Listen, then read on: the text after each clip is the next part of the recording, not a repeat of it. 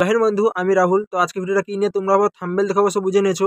তো আজকের ভিডিওটা তোমাদের জন্য কিন্তু খুবই কিন্তু গুরুত্বপূর্ণ ভিডিও হতে চলেছে। কারণ আজকের ভিডিওটা নেভি এমআর ভ্যাকেন্সি নিয়ে। তো তোমাদের মনে অনেক কিন্তু ডাউট ছিল এই ভ্যাকেন্সি নিয়ে। তো তোমাদের আমি ডাউট এই ভিডিওর মাধ্যমে ক্লিয়ার করে নেবো। যারা কিন্তু এই ডিটেলস কিন্তু তোমরা জানো নেভি এমআর এর সম্বন্ধে, তো তোমরা এখানে স্কিপ করে দিতে পারো। যারা জানো না তারা প্রথম থেকে অবশ্যই তোমরা শেষ পর্যন্ত দেখবে।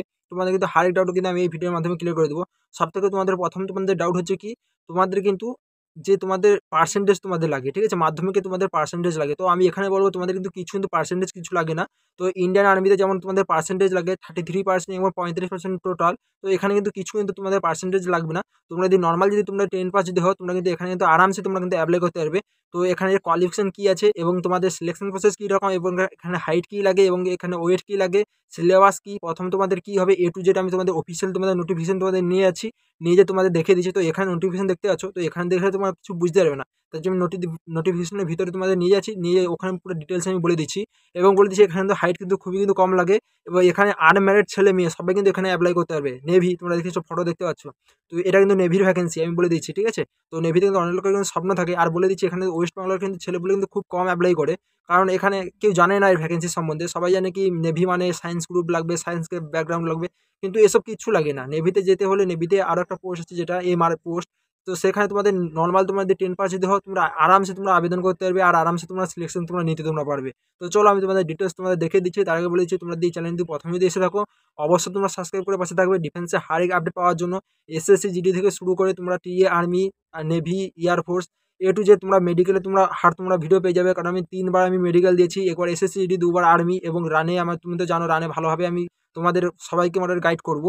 তো সেই কারণে তোমরা যদি চ্যানেল যদি প্রথমে যদি এসে থাকো A to Z আপডেট পাওয়ার জন্য, অবশ্যই তোমরা সাবস্ক্রাইব করে রাখবে এবং ভিডিওটা ভালো লাগতে লাগে অবশ্যই তোমরা লাইক করবে। তো চলো আমি ডিটেলসে তোমাদের নিয়ে যাচ্ছি।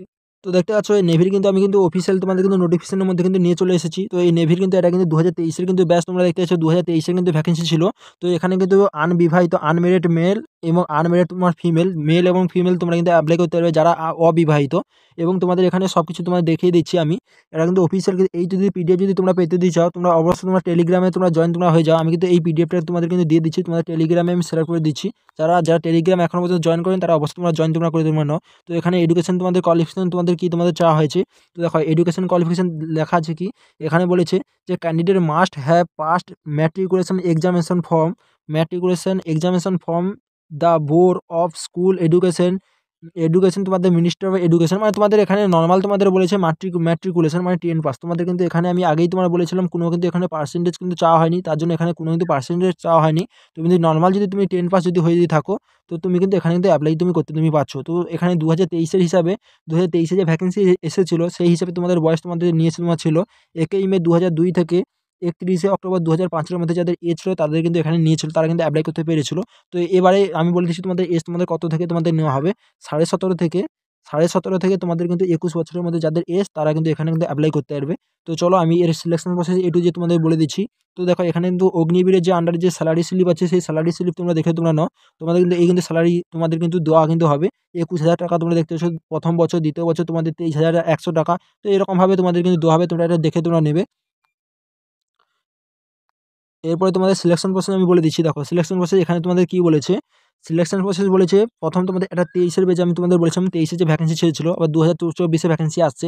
কারণ তোমাদের এয়ারফোর্সে কিন্তু অলরেডি কিন্তু অ্যাপ্লাই কিন্তু শুরু হয়ে যাচ্ছে 17 ফেব্রুয়ারি থেকে। যারা কিন্তু এখন মধ্যে ভিডিও দেখো তারা দেখে নাও এয়ারফোর্সে তোমাদের 12 পাসের উপরে, ঠিক আছে? তারপরে তোমাদের অগ্নিবীরে তোমাদের 8ই তোমাদের ফেব্রুয়ারি থেকে তোমাদের কিন্তু ফর্ম ফিল আপ কিন্তু শুরু হচ্ছে।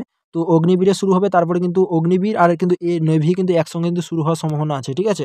তার জন্য এই সিলেকশন প্রসেস কি, তোমাদের ফার্স্ট তোমাদের শর্ট লিস্টিং তোমাদের করা হবে। তো শর্ট লিস্টিংয়ের জন্য তোমাদের কিন্তু একটা কম্পিউটার বেস কিন্তু তোমাদের একটা এক্সাম কিন্তু নেওয়া হবে।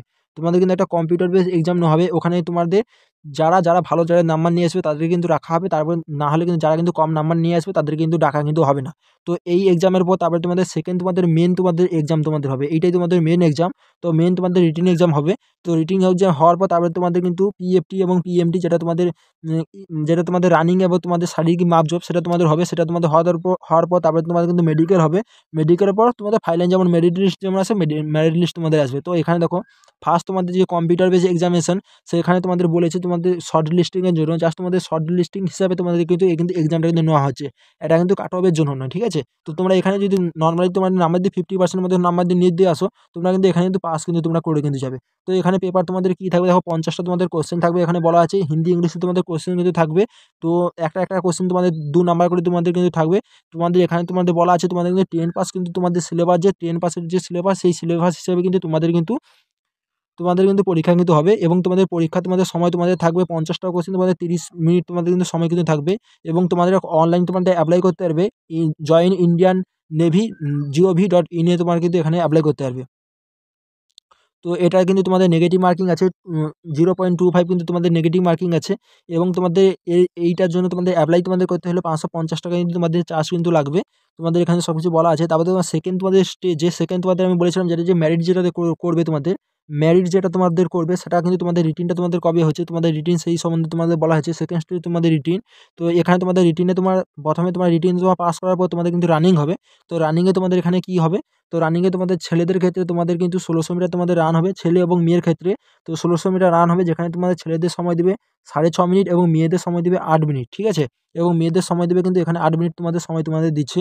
এরপরে তোমাদের কিন্তু স্কোয়াড তোমাদের হবে, যেটা উঠক বৈঠক বলে। তো ছেলেদের ক্ষেত্রে 20টা হবে এবং মেয়েদের ক্ষেত্রে 15টা। তো এরপরে কিন্তু পুশ আপ হবে, পুশ আপ শুধু ছেলেদের ক্ষেত্রে হবে 12টা এবং মেয়েদের ক্ষেত্রে এখানে কিন্তু পুশ আপ কোনো হবে না। এবং এখানে দেখতে পাচ্ছ সিট আপ তোমাদের হবে, সিট আপ কিন্তু ছেলেদের ক্ষেত্রে কোনো কিছু হবে না, কিন্তু মেয়েদের ক্ষেত্রে এখানে 10টা কিন্তু সিট আপ কিন্তু হবে। তো তোমরা দেখতে পাচ্ছ এটা কিন্তু হয়ে যাবে।